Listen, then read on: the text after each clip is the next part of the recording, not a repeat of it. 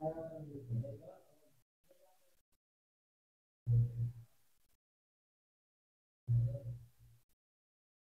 My dear students, welcome back to my YouTube channel. मेरे YouTube channel पर आप लोग का बहुत बहुत स्वागत है।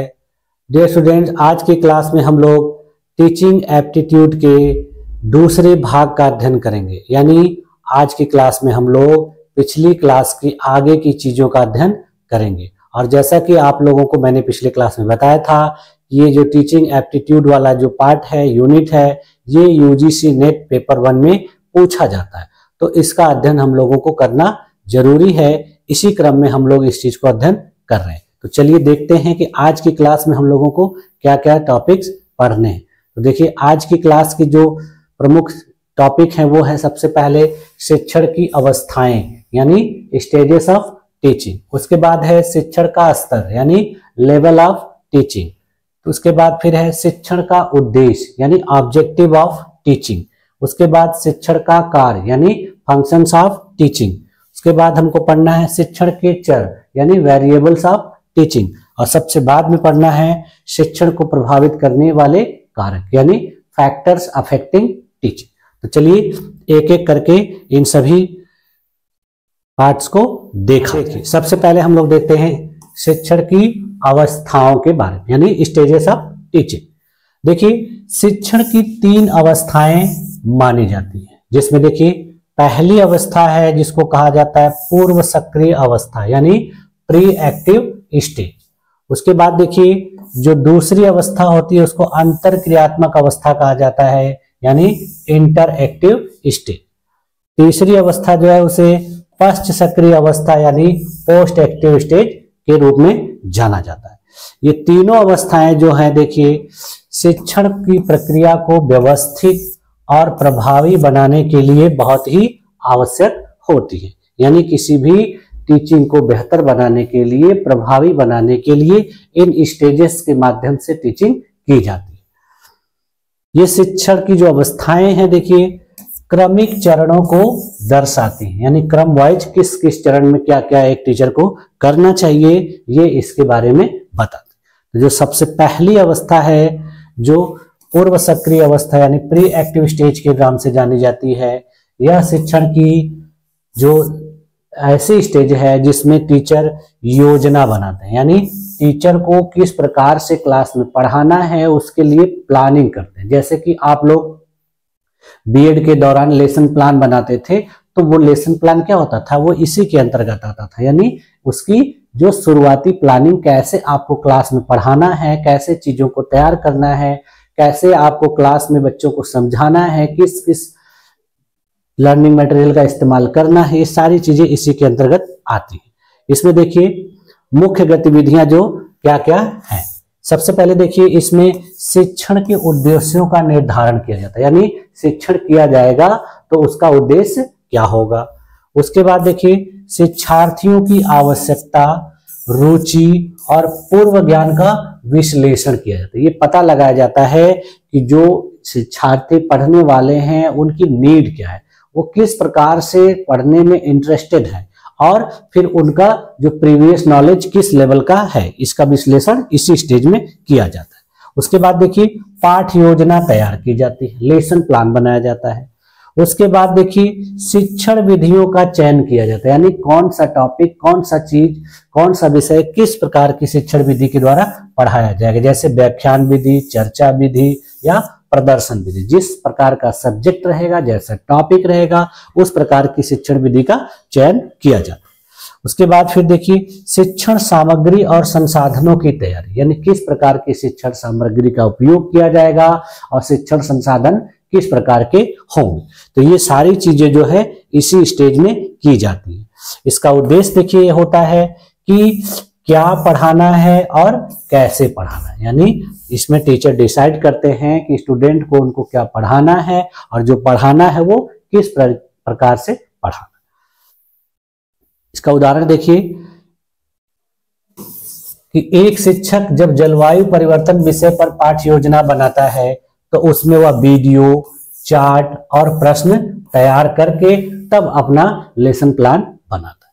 तो ये उसका उदाहरण हो गया। यानी किसी चीज को पढ़ाना है तो आप कौन कौन सी चीजों का अपने लेसन प्लान में बनाकर रखेंगे और फिर उसी के अनुसार क्लास में पढ़ाएं।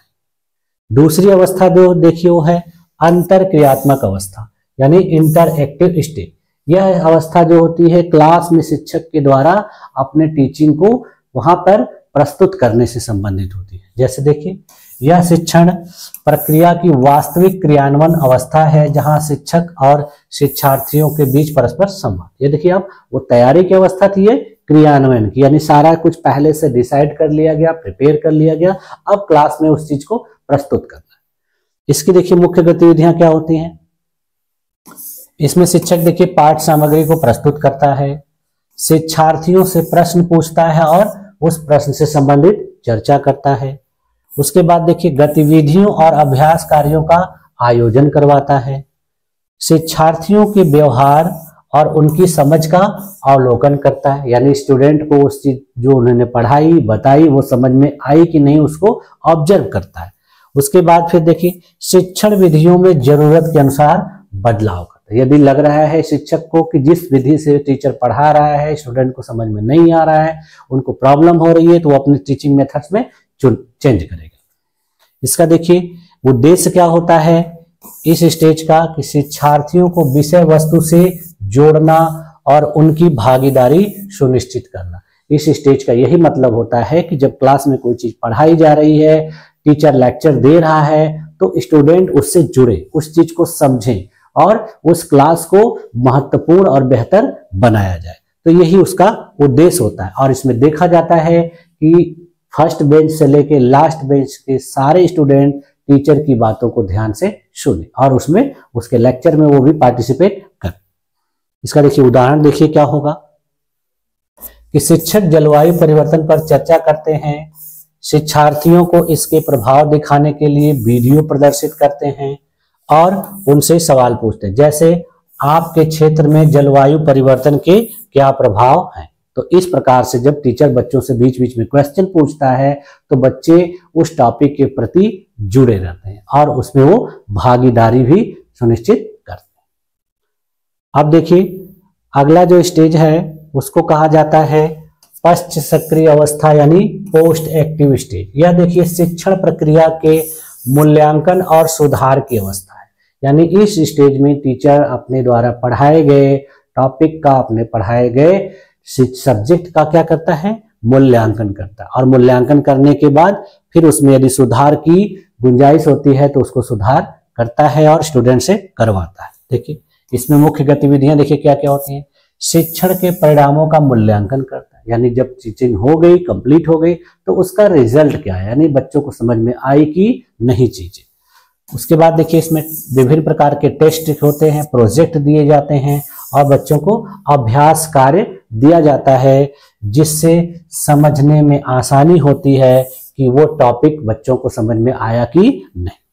इसमें फिर देखिए शिक्षण प्रक्रिया का विश्लेषण और फीडबैक प्राप्त किया जाता है। इसके बाद देखिए डिसाइड किया जाता है कि भविष्य में शिक्षण में किस प्रकार का सुधार किया जाए। इसका उद्देश्य देखिए क्या है इस स्टेज का, यह सुनिश्चित करना कि क्या पढ़ाया गया और क्या सीखा गया।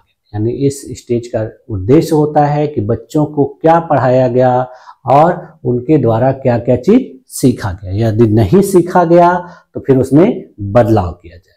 किस चीज में बदलाव किया जाए, टीचिंग मेथड्स। इसका उदाहरण देखिए, शिक्षक जलवायु परिवर्तन पर शिक्षार्थियों से प्रश्नोत्तरी कराते हैं, उनके उत्तरों का विश्लेषण करते हैं और यह तय करते हैं कि भविष्य में शिक्षण विधि को कैसे बेहतर बनाया जा सकता है। यानी इसमें यह डिसाइड किया जाता है यदि बच्चों को टॉपिक या बातें समझ में नहीं आ रही है तो टीचर अपने टीचिंग मेथड्स में बदलाव करे और उसको फिर बेहतर तरीके से पढ़ाए जिससे बच्चों को चीजें आसानी से समझ में आ जाए। अब देखिए हम लोग आते हैं इसके सारांश के ऊपर। देखिए इसका देखिए कंक्लूजन निकल के क्या आ रहा है। देखिए जो पहली अवस्था है पूर्व सक्रिय अवस्था, वो देखिए किससे रिलेटेड है, मेनली योजना बनाने से। इसमें किया क्या जाता है, देखिए पाठ योजना तैयार की जाती है किसी चीज को कैसे पढ़ाना है।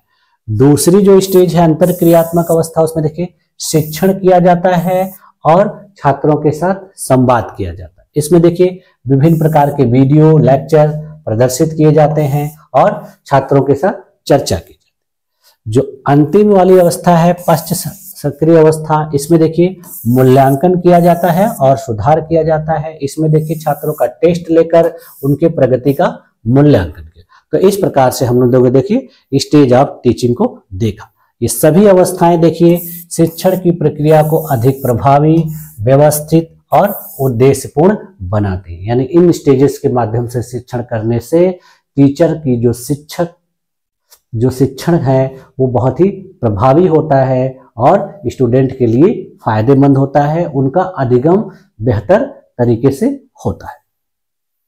अब देखिए हम लोग आते हैं शिक्षण के स्तर यानी लेवल्स ऑफ टीचिंग। देखिए जिस प्रकार से टीचिंग के स्टेज 3 थे उसी प्रकार से टीचिंग की लेवल भी 3 है। इसमें देखिए पहला जो लेवल है वो मेमोरी लेवल है, स्मृति स्तर।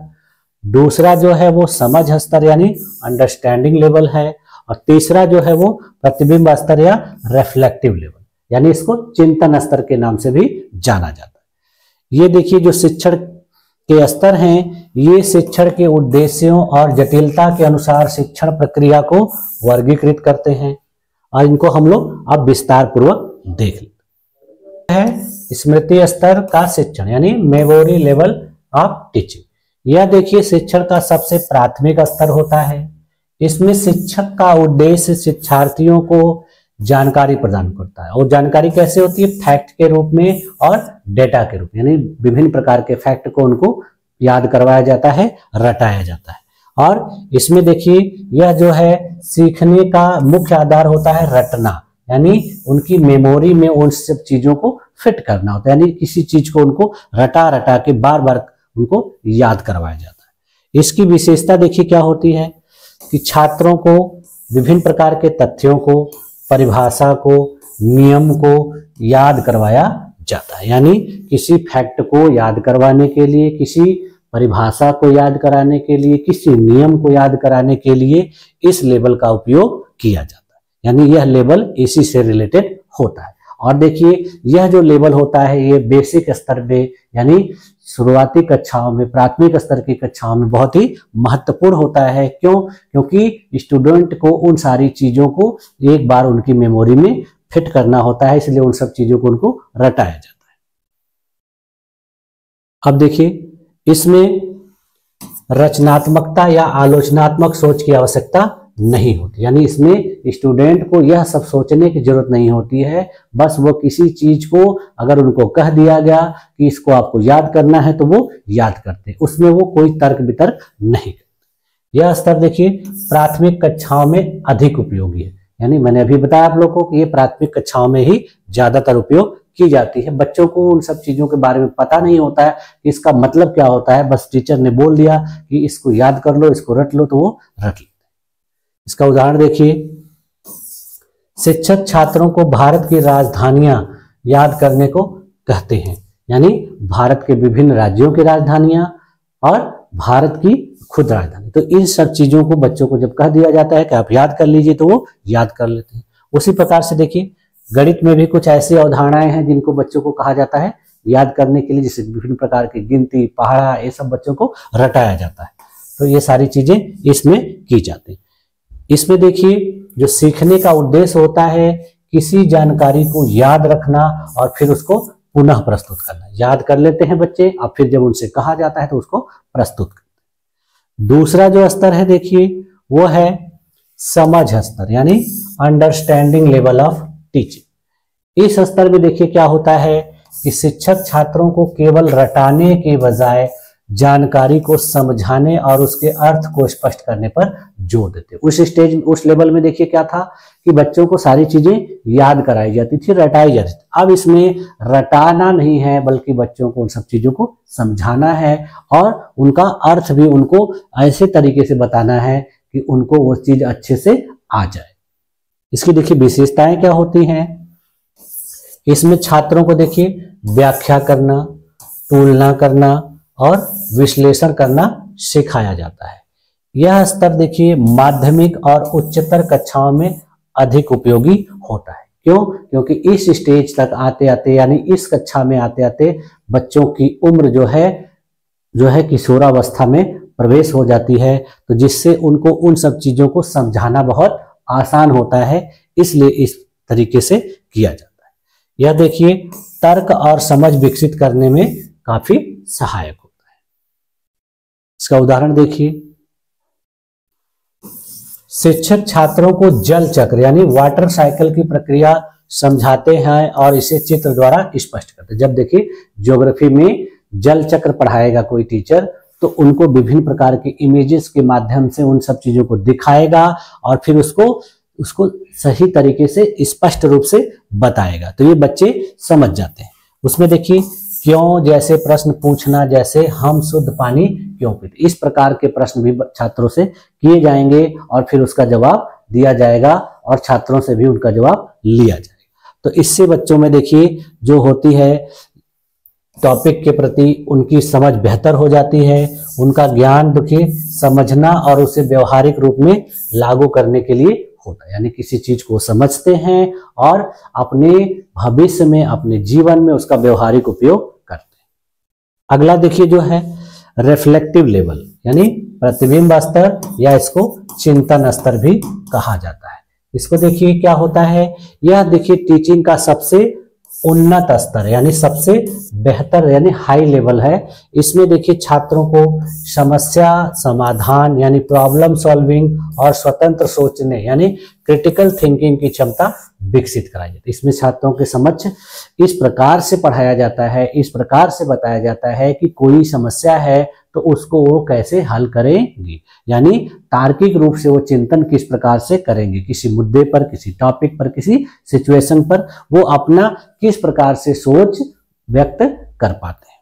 इसकी विशेषता देखिए क्या होती है, इसमें छात्रों से वास्तविक जीवन की समस्याओं को हल करने के लिए तर्क और विश्लेषण करने की अपेक्षा की जाती है, यानी उनके जीवन में वास्तविक जीवन में किसी समस्या को कैसे हल करेंगे वो, ये सारी चीजें उनसे जवाब लिया जाता है, उनको क्वेश्चन दिया जाता है, उनसे रिटन फॉर्म में या वर्बल फॉर्म में रिप्लाई लिया जाता है। यह देखिए उच्च शिक्षा और व्यावसायिक प्रशिक्षण में अधिक उपयोगी, यानी ये देखिए ग्रेजुएशन पोस्ट ग्रेजुएशन इन सब क्लासेस में इन सब जो लेवल का उपयोग किया जाता है और विभिन्न प्रकार के जो प्रोफेशनल इंस्टीट्यूट होते हैं वहां पे विभिन्न प्रकार के व्यावसायिक प्रशिक्षण प्रदान किए जाते हैं, वहां भी इसका उपयोग किया जाता है। इसमें देखिए छात्रों को स्वतंत्र रूप से निर्णय लेने के लिए प्रेरित किया जाता है, यानी देखिए यहाँ पर टीचर का दबाव नहीं होता है बल्कि स्टूडेंट को फ्री होकर अपने तरीके से किसी चीज को तैयार करना होता है और उसका जवाब देना होता है। अब इसका उदाहरण देखिए, छात्रों को यह समस्या देना, यदि वायुमंडल में ऑक्सीजन की मात्रा कम हो जाए तो इसका पृथ्वी पर क्या प्रभाव, यानी छात्रों के समक्ष इस प्रकार का प्रश्न प्रस्तुत किया जाएगा, तो वो अपने विचारों का, अपने सोच का, अपने पूर्व ज्ञान का उपयोग करके इस प्रश्न का जवाब देंगे, वो पूरी तरह से स्वतंत्र होंगे। वैज्ञानिक प्रयोग करना और उसके निष्कर्ष निकालना, विभिन्न प्रकार के वैज्ञानिक प्रयोग करने के लिए छात्रों को खुद दिया जाएगा और उसका निष्कर्ष निकालकर वो बताएंगे। इसमें देखिए जो सीखने का उद्देश्य होता है छात्रों में समस्या सुलझाने की क्षमता और नवीन विचारधारा का विकास, यानी इस लेवल का जो मेन ऑब्जेक्टिव होता है वो किसी समस्या को सुलझाना और नए नए तौर तरीके को विकसित करना, यानी नई विचारधारा का विकास करना होता है। इसका देखिए कंक्लूजन सारांश हम लोग कंपैरिजन के माध्यम से देख लेते हैं। जैसे देखिए जो ये पहला लेवल है स्मृति स्तर, ये किसी जानकारी को याद रखने तक सीमित होता है, यानी किसी चीज को याद कराए, यानी भारत का पहला राष्ट्रपति कौन था ये चीज उनको रटवा दी जाती है। दूसरा देखिए समझ स्तर, इसमें जानकारी को समझाना और उसको अपने जीवन में कैसे उपयोग किया जाएगा ये बताया जाता है। जैसे जल चक्र कैसे काम करता है इसको बच्चों को समझाना। उसके बाद देखिए जो अगला है वो तीसरा वाला स्तर प्रतिबिंब स्तर यानी चिंतन स्तर, इसमें देखिए समस्या समाधान और स्वतंत्र सोच विकसित करना होता है बच्चों में। इसमें देखिए जलवायु परिवर्तन को रोकने के लिए आप क्या उपाय सुझाएंगे, इस प्रकार के प्रश्न पूछे जाते हैं और उस पर चर्चा की जाती है। ये तीनों स्तर देखिए विभिन्न कक्षाओं और शिक्षण उद्देश्यों के आधार पर लागू किए जाते हैं और छात्रों की संज्ञानात्मक क्षमताओं को विकसित करते हैं। यानी ऐसा नहीं है कि हायर क्लासेस में मेमोरी लेवल का उपयोग नहीं होता है। वहां भी अगर किसी फैक्ट को याद करना है, किसी परिभाषा को याद करना है, तो वहां पर भी मेमोरी लेवल का उपयोग किया जाएगा। उसी प्रकार से अंडरस्टैंडिंग लेवल का भी उपयोग किया जाएगा, लेकिन ये होगा कि प्राइमरी कक्षाओं में रिफ्लेक्टिव लेवल का उपयोग नहीं होगा। यानी हायर लेवल में सभी का उपयोग होगा, लेकिन लोअर लेवल में सभी का उपयोग नहीं होता है। क्यों? क्योंकि इसका उपयोग जो है उम्र के हिसाब से, एक स्टेज के हिसाब से किया जाता है, जब बच्चों की सोचने समझने की क्षमता बेहतर हो जाती है तब। अब देखिए हम लोग आते हैं ऑब्जेक्टिव ऑफ टीचिंग, यानी शिक्षण का उद्देश्य। ये शिक्षण किस उद्देश्य से किया जाता है? तो शिक्षण का देखिए मुख्य उद्देश्य जो होता है छात्रों के ज्ञान, कौशल और दृष्टिकोण का विकास करना, यानी छात्रों में अच्छी नॉलेज, अच्छी स्किल्स और अच्छा व्यू जो है डेवलप करना होता है। इसके माध्यम से देखिए छात्रों को जीवन में सफल होने और समाज में योगदान देने योग्य बनाया जाता है। यानी टीचिंग इस प्रकार से की जाती है कि छात्र अपने भविष्य में सफल हो और सफल होने के साथ साथ वह समाज में अपना बहुमूल्य योगदान भी प्रदान करे। इसके बाद देखिए शिक्षण के जो प्रमुख उद्देश्य हैं उनको हम लोग एक एक करके देख लेते हैं। देखिए सबसे पहला जो उद्देश्य देखिए क्या है? ज्ञान प्रदान करना, यानी इम्पार्टिंग नॉलेज। इसमें देखिए विषय वस्तु, तथ्य और जानकारी को छात्रों तक पहुंचाया जाता है। इसका उदाहरण देखिए, गणित में जोड़, घटाव, गुणा और भाग सिखाया जाता है। इतिहास में देखिए स्वतंत्रता संग्राम के बारे में पढ़ाया जाता है। इस प्रकार से बच्चों को ज्ञान प्रदान किया जाता है। दूसरी चीज है समझ विकसित करना, यानी डेवलपिंग अंडरस्टैंडिंग। छात्रों को विषय का गहराई से विश्लेषण और समझने की क्षमता प्रदान करना, यानी दूसरा उद्देश्य होता है उनके अंदर समझ विकसित करना, किसी चीज को बेहतर तरीके से गहराई से समझना और फिर उसका विश्लेषण करना, यानी एनालिसिस करना। इसका देखिए उदाहरण क्या होगा? पानी क्यों उबलता है जैसे प्रश्नों का उत्तर देना, यानी छात्रों को यह बताना कि पानी क्यों बॉयल करता है और किस टेम्परेचर पर करता है। तो ये सारी चीजों को जब उनको समझाएंगे तो इसके अंतर्गत आएगा। विज्ञान में किसी प्रक्रिया जैसे प्रकाश संश्लेषण को चित्र के माध्यम से समझाना, यानी फोटोसिंथेसिस की एक इमेज यानी चार्ट के माध्यम से छात्रों को समझाकर विभिन्न क्रियाओं को दिखाते हुए बेहतर तरीके से समझाना। अगला देखिए क्या है उद्देश्य? कौशल विकसित करना, यानी स्किल डेवलपमेंट। व्यवहारिक कौशल और क्षमता को प्रोत्साहित करना, यानी टीचिंग के माध्यम से स्टूडेंट के अंदर विभिन्न प्रकार के स्किल को डेवलप करना, जिससे वो अपना व्यवहारिक जीवन में इसका उपयोग कर सके। देखिए उदाहरण में देखिए, कंप्यूटर सिखाने के दौरान टाइपिंग या प्रोग्रामिंग कौशल विकसित करना। कंप्यूटर जब बच्चों को सिखाया जाता है तो उनको टाइपिंग अच्छे तरीके से सिखाई जाए, विभिन्न प्रकार के प्रोग्रामों का नॉलेज अच्छे से दिया जाए, जिसका उपयोग वो भविष्य में अपने जीवन में कर सके। कला और शिल्प की विभिन्न प्रकार की गतिविधियां भी इसी के अंतर्गत आती हैं। अगला देखिए जो है उद्देश्य मानसिक और बौद्धिक विकास, यानी मेंटल एंड इंटेलेक्चुअल डेवलपमेंट, यानी छात्रों में तर्क करने, आलोचना करने और आलोचनात्मक सोच, समस्या समाधान क्षमता विकसित करना। इसका उदाहरण देखिए क्या है कि गणितीय समस्याओं को हल करने की क्षमता सिखाना, एक कविता का अर्थ समझने और उसे व्यक्त करने के लिए प्रेरित करना। इस प्रकार का जो उद्देश्य है वो मानसिक और बौद्धिक विकास से रिलेटेड है। इसके बाद देखिए अगला जो उद्देश्य होता है छात्रों के बेहतर चरित्र का निर्माण करना, यानी कैरेक्टर बिल्डिंग। इसमें देखिए क्या होता है, छात्रों को नैतिकता, सहिष्णुता और समाज के प्रति उनकी जिम्मेदारी का भाव विकसित किया जाता है। इसका उदाहरण देखिए, छात्रों को ईमानदारी, अनुशासन और सहयोग का महत्व सिखाया जाता है कि इनका क्या किसी समाज में, किसी बालक के लिए, किसी स्टूडेंट के लिए किस प्रकार से है और इसको कैसे उनको अच्छे तरीके से उपयोग करना है।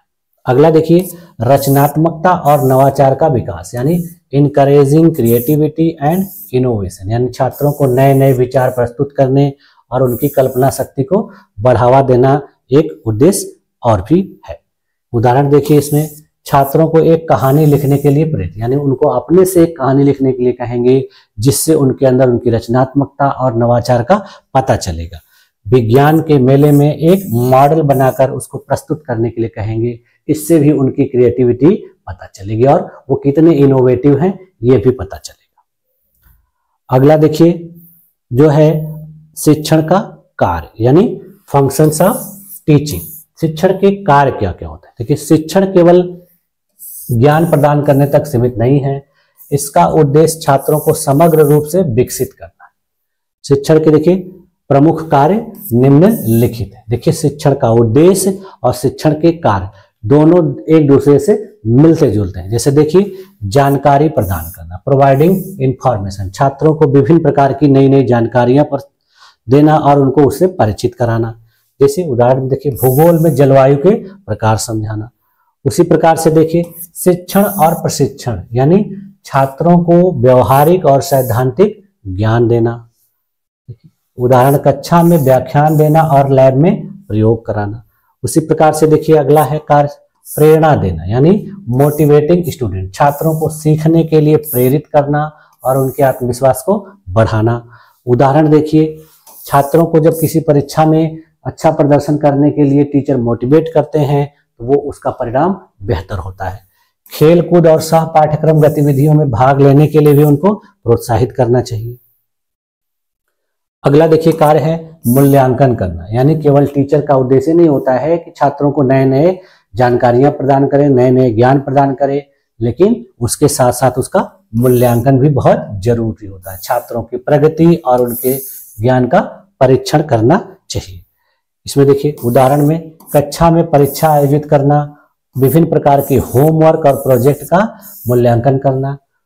अगला देखिए क्या है समस्या समाधान में सहायता, यानी हेल्पिंग इन प्रॉब्लम सॉल्विंग, छात्रों को उनके व्यक्तिगत और शैक्षणिक समस्याओं का समाधान करने में मदद करना। उदाहरण इसका देखिए किसी छात्र को गणित की कठिन समस्याओं को हल करने में सहायता करना, यानी कोई सवाल है बहुत कठिन है तो टीचर उसकी हेल्प करेगा। अगला देखिए है व्यक्तित्व का विकास, यानी डेवलपिंग पर्सनालिटी, छात्रों के शारीरिक, मानसिक और सामाजिक विकास में सहायता करना। इसके देखिए उदाहरण स्वरूप समूह चर्चा के माध्यम से आत्मविश्वास बढ़ाना, खेल कूद में भाग लेने से टीम भावना विकसित करना। ये सारी चीजें जो है व्यक्तित्व विकास के कार्य में आती हैं। अगला देखिए है सामाजिक समायोजन, यानी सोशल एडजस्टमेंट, छात्रों को समाज में समायोजित होने और सामूहिक जीवन जीने का महत्व बताना और सिखाना। उदाहरण देखिए नैतिक शिक्षा के माध्यम से अच्छे नागरिक बनने की प्रेरणा देना। इन उद्देश्यों को देखिए, इन उद्देश्यों और कार्यों को ध्यान में रखकर शिक्षक छात्रों को न केवल शिक्षित करते हैं बल्कि उन्हें समाज का एक सक्रिय और जिम्मेदार सदस्य बनने में इन उद्देश्यों और कार्यों के माध्यम से टीचर स्टूडेंट को एक्टिव बनाते हैं समाज के प्रति और जिम्मेदार बनाते हैं, जिससे वह समाज में बेहतर तरीके से अपना भागीदारी सुनिश्चित कर। अब देखिए हम लोग आते हैं शिक्षण के चर, यानी वेरिएबल्स ऑफ टीचिंग। ये देखिए क्या होते हैं शिक्षण के जो चर होते हैं उसमें देखिए हम लोग पहले से जान चुके हैं कि शिक्षण एक गतिशील प्रक्रिया, ये चीजें हम लोग ने पिछली क्लास में ही देखा था। यानी टीचिंग जो है हमेशा रनिंग होती है, वो स्टेज के बाद अलग अलग स्टेज में अलग अलग तरीके से सबके जीवन में होती है, जिसमें विभिन्न कारक जैसे चर शामिल होते हैं। ये चर देखिए क्या करते हैं शिक्षण के प्रभाव को निर्धारित करते हैं और इसे सफल बनाने में मदद करते हैं। यानी शिक्षण के जो चर होते हैं वेरिएबल होते हैं, शिक्षण के प्रभाव को निर्धारित करते हैं और इसे सफल बनाने में मदद करते हैं। शिक्षण के देखिए 3 मुख्य चर होते हैं। पहला देखिए होता है स्वतंत्र चर, यानी इंडिपेंडेंट वेरिएबल्स। ये देखिए वे कारक होते हैं जो शिक्षण प्रक्रिया को प्रभावित करते हैं लेकिन स्वयं किसी अन्य कारक से प्रभावित नहीं होते। यानी ये ऐसे कारक होते हैं कि शिक्षण की प्रक्रिया को प्रभावित करते हैं लेकिन खुद किसी अन्य कारक से प्रभावित नहीं होते। इसमें देखिए शिक्षक की भूमिका और उनका दृष्टिकोण मुख्य होता है। इसमें सबसे महत्वपूर्ण होता है शिक्षण की भूमिका और उसका व्यू कैसा है। इसमें देखिए उदाहरण स्वरूप हम लोग देख सकते हैं शिक्षक की योग्यता, यानी शिक्षक की योग्यता भी इसी के अंतर्गत आता है स्वतंत्र। देखिए यदि शिक्षक का विषय पर मजबूत नियंत्रण है तो शिक्षण प्रभावी होगा ही होगा। दूसरी चीज शिक्षण विधियां, ये भी देखिए स्वतंत्र में आती है, जैसे व्याख्यान, प्रदर्शन और चर्चा।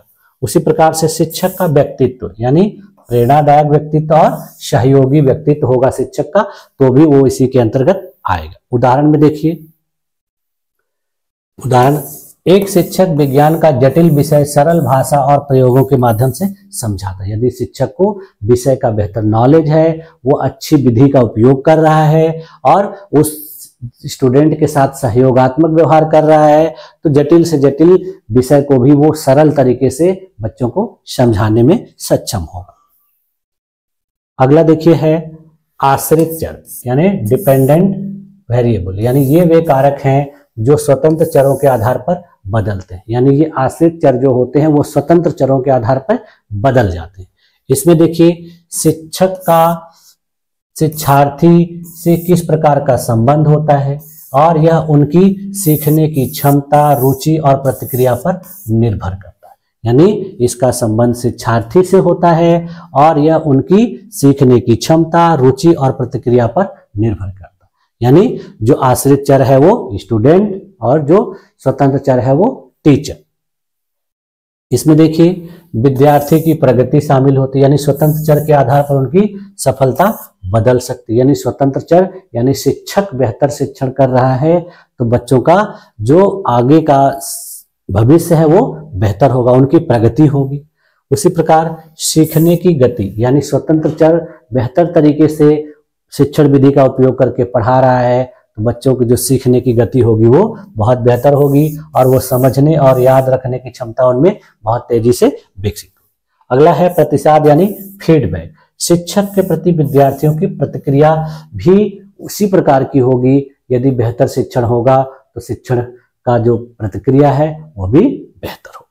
इसमें उदाहरण देखिए, यदि शिक्षक दिलचस्प और व्यवहारिक तरीके से पढ़ाते हैं तो छात्रों का सीखने का स्तर बढ़ता है। यानी टीचर जब बेहतर तरीके से पढ़ाएंगे, छात्र उसमें दिलचस्पी लेंगे तो उनका जो सीखने का लेवल है वो बहुत तेजी से बढ़ता है। अब देखिए अगला जो चर है वो संदर्भ चर, यानी कॉन्टेक्सचुअल वेरिएबल। ये वे कारक हैं जो शिक्षण के बाहरी वातावरण को प्रभावित करते हैं। यानी एक ऐसा चर जो शिक्षण के बाहरी वातावरण को प्रभावित करता है। इसमें देखिए कक्षा का माहौल, उपलब्ध संसाधन, समय और पाठ्यक्रम शामिल होता है। यानी कक्षा का माहौल कैसा है, अगल बगल का एनवायरनमेंट कैसा है, वहां पर कौन कौन से संसाधन मौजूद हैं, वहां पे किस प्रकार का समय लिया जा रहा है और पाठ्यक्रम किस प्रकार का है, ये सारी चीजें जो आती हैं संदर्भ चर के अंतर्गत आती है। अब जैसे देखिए कक्षा का आकार, यानी कक्षा का आकार अगर सही नहीं होगा, यदि एक छोटी कक्षा में ज्यादा स्टूडेंट होंगे तो वो स्वतंत्र चर और जो आश्रित चर हैं दोनों ही प्रभावित होंगे। देखिए छोटे वर्गों में व्यक्तिगत ध्यान देना आसान होता है। यदि कक्षा का आकार बड़ा होगा तो टीचर को पढ़ाने में असुविधा होगी। संसाधन देखिए ऑडियो विजुअल उपकरण, पुस्तकालय और लैब। यदि कक्षा का आकार बड़ा है तो ऑडियो विजुअल उपकरण का उपयोग करना होगा और विभिन्न प्रकार के पुस्तकालयों का भी होना बहुत जरूरी है। ये सब इसी के अंतर्गत आते हैं। इससे शिक्षण देखिए बहुत प्रभावी होता है और लैबोरेटरी का भी होना इसके अंतर्गत आता है। उसके बाद देखिए समय का प्रबंधन, यानी पाठ्य योजना के अनुसार समय का उपयोग किस प्रकार से किया जा रहा है। यानी पाठ्य योजना जिस प्रकार से है तो उसमें समय का उपयोग उसी के अनुसार करना होगा। उदाहरण देखिए, यदि एक कक्षा में प्रोजेक्टर और इंटरनेट की सुविधा है तो शिक्षक बेहतर तरीके से पढ़ा सकते हैं। देखिए संदर्भ चर में ये बहुत महत्वपूर्ण, यदि किसी क्लास में डिजिटल बोर्ड है या इंटरनेट लगा है या प्रोजेक्टर लगा हुआ है तो टीचर को पढ़ाने में बहुत आसानी होगी। अब देखिए शिक्षण में इन चरों का क्या महत्व है। तो देखिए स्वतंत्र चर सही होंगे तो शिक्षण प्रभावी होगा, यानी टीचर अच्छा होगा तो टीचिंग बहुत बेहतर होगी। आश्रित चर से शिक्षक को अपनी शिक्षण प्रक्रिया के प्रभाव का पता चलता है, यानी स्टूडेंट से शिक्षण किस प्रकार से हुआ है उसका प्रभाव पता चलता है, यानी बेहतर फीडबैक मिलता है। संदर्भ चर शिक्षण के समग्र अनुभव को निर्धारित करते हैं, यानी जो संदर्भ चर है यानी शिक्षण का जो संसाधन है, शिक्षण का जो माहौल है, वो उसके समग्र अनुभव को बताता है कि छात्रों ने किस प्रकार का अधिगम किया। देखिए, इन चरों का सही तालमेल शिक्षण को अधिक प्रभावी और छात्रों के लिए उपयोगी, यदि इन तीनों को सही तरीके से तालमेल बनाकर उपयोग किया जाए तो शिक्षण बहुत ही प्रभावी और उपयोगी होगा। अब हम लोग आते हैं शिक्षण को प्रभावित करने वाले कारक, यानी आज की क्लास का ये लास्ट टॉपिक है, यानी फैक्टर्स अफेक्टिंग टीचिंग, यानी टीचिंग को कौन कौन से कारक प्रभावित करते हैं। जैसा कि हम लोगों ने देखा कि शिक्षण एक गतिशील और जटिल प्रक्रिया है, इसे विभिन्न आंतरिक और बाहरी कारक प्रभावित करते हैं। कुछ इंटरनल फैक्टर होते हैं और कुछ एक्सटर्नल। देखिए, ये फैक्टर देखिए शिक्षक, शिक्षार्थी और शिक्षण के पर्यावरण से संबंधित हो सकते हैं। शिक्षण को प्रभावित करने वाले मुख्य कारकों की व्याख्या इस प्रकार से है। पहला देखिए क्या है, शिक्षक से संबंधित कारक, यानी टीचर्स रिलेटेड फैक्टर, यानी टीचर से संबंधित कुछ ऐसे कारक हैं जो टीचिंग को प्रभावित करते हैं। शिक्षण की गुणवत्ता मुख्य रूप से शिक्षक पर निर्भर करती है। यदि शिक्षक बेहतर तरीके से शिक्षण नहीं कर रहा है तो शिक्षण की गुणवत्ता प्रभावित होगी, और वो किस चीज से प्रभावित है ये भी देखना होगा। तो इसमें देखिए सबसे पहले आती है शिक्षक की योग्यता और ज्ञान, यानी शिक्षक का किसी विषय का किस प्रकार का नॉलेज है और उस पर उसकी पकड़ कैसी है, वो किस प्रकार के टीचिंग स्किल्स का उपयोग कर रहा है। उदाहरण देखिए, यदि गणित का शिक्षक गणना विधियों में निपुण है तो वह छात्रों को कठिन अवधारणाएं आसानी से समझा सकता है। तो सबसे पहला जो हो गया फैक्टर शिक्षक की योग्यता और ज्ञान। दूसरा फैक्टर देखिए शिक्षक का व्यक्तित्व, यानी शिक्षक का आत्मविश्वास, व्यवहार और संचार कौशल किस प्रकार का है, यह भी देखिए टीचिंग को प्रभावित करने वाला एक महत्वपूर्ण कारक है। उदाहरण में देखिए, एक प्रेरणादायक और सौम्य स्वभाव का शिक्षक छात्रों को अधिक प्रभावित करता है, यानी यदि टीचर का जो पर्सनालिटी है, व्यक्तित्व है, सौम्य स्वभाव का है और वह प्रेरणादायक है तो छात्र उससे प्रभावित बहुत बेहतर तरीके से। उसके बाद देखिए तीसरा जो कारक है शिक्षण विधियां, यानी प्रभावी शिक्षण विधियां जैसे व्याख्यान, चर्चा और प्रायोगिक किस प्रकार की शिक्षण विधि का उपयोग करना चाहिए, किस विधि का कब उपयोग करना चाहिए, किसके लिए करना चाहिए, किस विषय में करना चाहिए, ये सारी चीजें भी एक महत्वपूर्ण कारक के रूप में आती है। उदाहरण में देखिए, प्रयोगशाला में रसायन शास्त्र पढ़ाना छात्रों के लिए अधिक रुचिकर और प्रभावी होता है। यदि किसी को केमिस्ट्री पढ़ाना है तो उसके लिए लैब में ले जाकर पढ़ाना, समझाना, बताना बहुत ही बेहतर होता है। उसके बाद देखिए दूसरा जो महत्वपूर्ण कारक है वो शिक्षार्थी से संबंधित। वो सारे कारक जो थे शिक्षक से संबंधित, अब शिक्षार्थी से संबंधित। देखिए लर्नर रिलेटेड फैक्टर्स, इसमें देखिए शिक्षण की प्रभावशीलता छात्रों की क्षमता, रुचि और भागीदारी पर निर्भर करती है।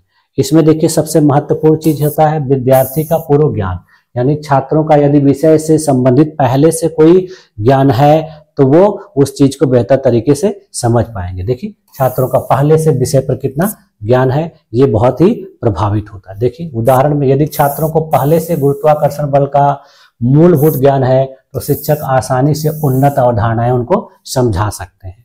उसी प्रकार से देखिए शिक्षार्थी की मानसिक क्षमता यानी मेंटल एबिलिटी किस प्रकार की है, उसके सीखने की गति और समझने की क्षमता किस प्रकार से है, यह भी बहुत महत्वपूर्ण जो कारक में आता है।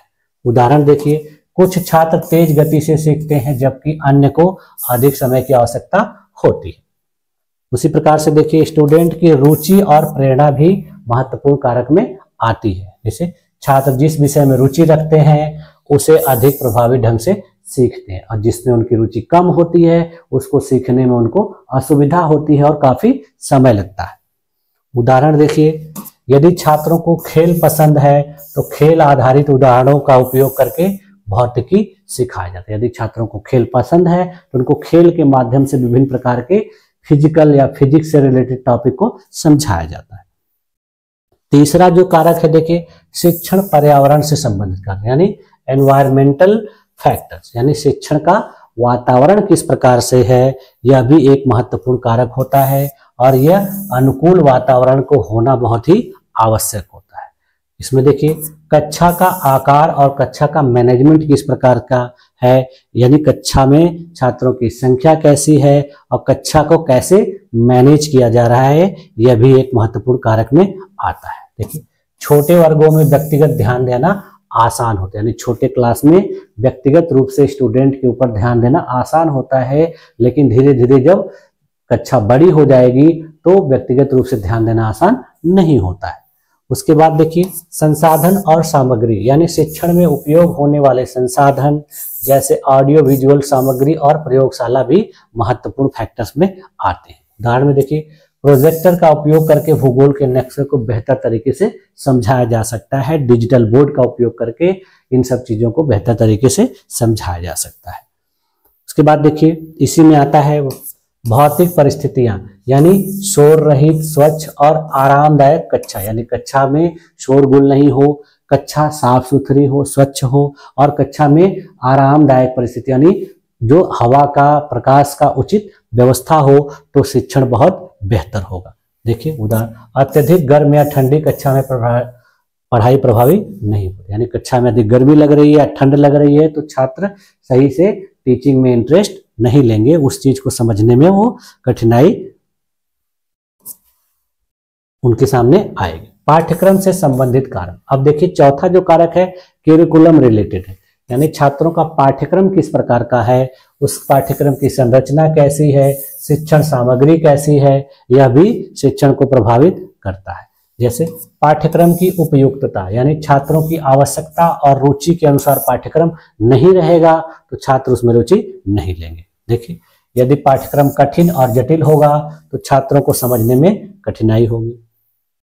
दूसरा देखिए विषय की प्रासंगिकता, यानी विषय की व्यावहारिकता और जीवन से संबंध, यानी किसी विषय को उनके जीवन से जोड़कर अगर बेहतर तरीके से पढ़ाया जा रहा है तो बहुत ही प्रभावी होता है। उदाहरण में देखिए वित्तीय साक्षरता को पाठ्यक्रम में शामिल करना छात्रों के लिए उपयोगी हो सकता है, यानी देखिए वित्तीय साक्षरता को जब छात्रों के पाठ्यक्रम में शामिल किया जाएगा तो भविष्य में वो इस ज्ञान का उपयोग बेहतर तरीके से करेंगे। अब देखिए जो कारक है अगला सामाजिक और सांस्कृतिक कारक, यानी शिक्षण को समाज और संस्कृति का भी बहुत ज्यादा प्रभाव पड़ता है, जिसमें देखिए सांस्कृतिक पृष्ठभूमि, यानी छात्रों का सामाजिक और सांस्कृतिक परिवेश किस प्रकार का है, यह भी शिक्षण को प्रभावित करता है। देखिए ग्रामीण पृष्ठभूमि के छात्रों को शहरी संदर्भों के उदाहरण समझने में कठिनाई हो सकती है, उसी प्रकार से शहरी छात्रों को ग्रामीण चीजों के बारे में बताने में उनको समझने में असुविधा होगी, ज्यादा समय लगेगा। उसके बाद देखिए भाषा और संवाद, यानी भाषा और संवाद की स्पष्टता भी एक महत्वपूर्ण कारक में आती है। देखिए उदाहरण यदि शिक्षक जटिल भाषा का उपयोग करता है तो छात्रों को समझने में समस्या हो सकती है। अगला है देखिए समय प्रबंधन और शिक्षण अवधि, यानी time management and teaching duration, विषय को समझाने के लिए पर्याप्त समय होना चाहिए, यानी किसी टॉपिक को यदि पढ़ाया जा रहा है तो उसके लिए समय पर्याप्त होना चाहिए जिससे छात्रों को उन सारी चीजों को समझने में आसानी हो। देखिए उदाहरण में विज्ञान का व्यवहारिक विषय यदि जल्दी जल्दी पढ़ाया जाए तो छात्र इसे ठीक से नहीं समझ पाएंगे, यानी कोई ऐसी अवधारणा है, वैज्ञानिक है, विज्ञान के विषय से संबंधित है तो उनको आराम से धीरे धीरे समझाकर पढ़ाया जाना चाहिए। जल्दबाजी में पढ़ाने से छात्रों को ऐसी चीजें समझ में नहीं आती। अब देखिए इसका सारांश निकल कर क्या आ रहा है कि ये सभी कारक शिक्षण की प्रभावशीलता को प्रभावित करते हैं। शिक्षक को इन कारकों को ध्यान में रखकर अपनी शिक्षण प्रक्रिया को अनुकूल बनाना चाहिए, यानी इन सभी कारकों को किस प्रकार से एक दूसरे के साथ बेहतर तरीके से तालमेल बनाते हुए उपयोग करेंगे तब जाके शिक्षण बहुत प्रभावी होगा। तो आज की क्लास में हम लोगों ने देखी शिक्षण की अवस्थाएं, शिक्षण के स्तर, शिक्षण के चर, शिक्षण की प्रभावित करने वाले कारक, इन सारी चीजों का विस्तार पूर्वक अध्ययन किया और मुझे पूरी उम्मीद है कि आप लोगों को इन सारी चीजों को बेहतर तरीके से समझने में कोई कठिनाई नहीं होगी। और आप लोगों ने मेरी इस कक्षा में अपने आप को इतने देर तक बनाए रखा। इसके लिए आप लोगों का बहुत बहुत धन्यवाद। मिलते हैं नेक्स्ट क्लास में, तब तक के लिए थैंक यू।